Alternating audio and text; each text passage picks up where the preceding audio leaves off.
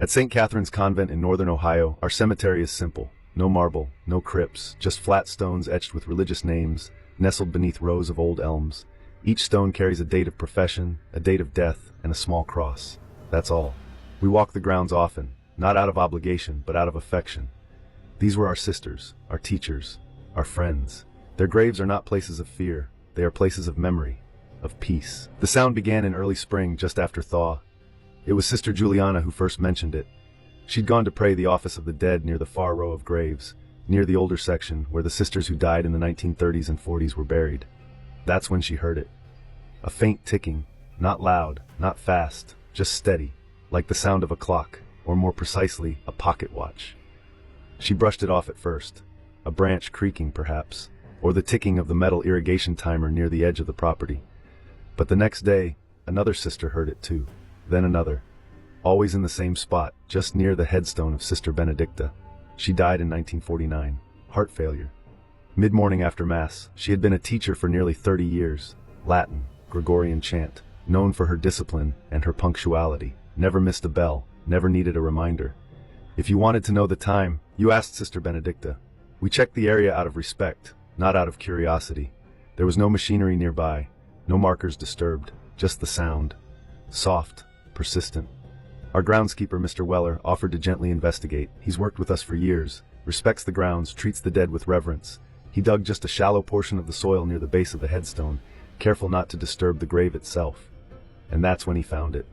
A small, silver pocket watch, old, worn, but intact, and still ticking. It wasn't buried deep, just a few inches down where the soil meets the root line.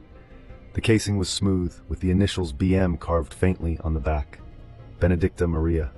We brought it to Sister Honoria, our historian. She remembered it.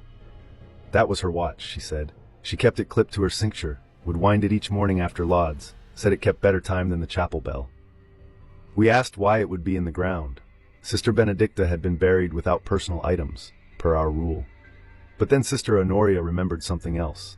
After the funeral, a younger postulant had asked if she could keep the watch as a memento. She was close to Sister Benedicta, one of her last students. Permission was granted with the understanding it be used with care. That postulant left religious life 2 years later, before final vows. No word of the watch was ever mentioned again.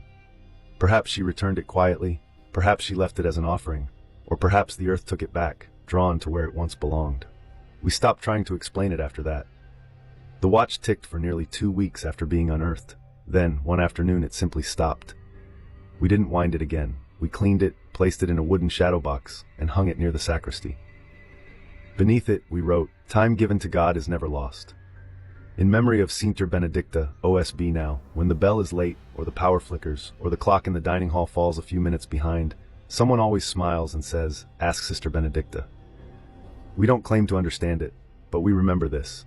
A life lived in rhythm with God, hour by hour, prayer by prayer, leaves echoes, sometimes in silence, sometimes in sound, and sometimes if you listen closely enough, you'll still hear the ticking. Amen.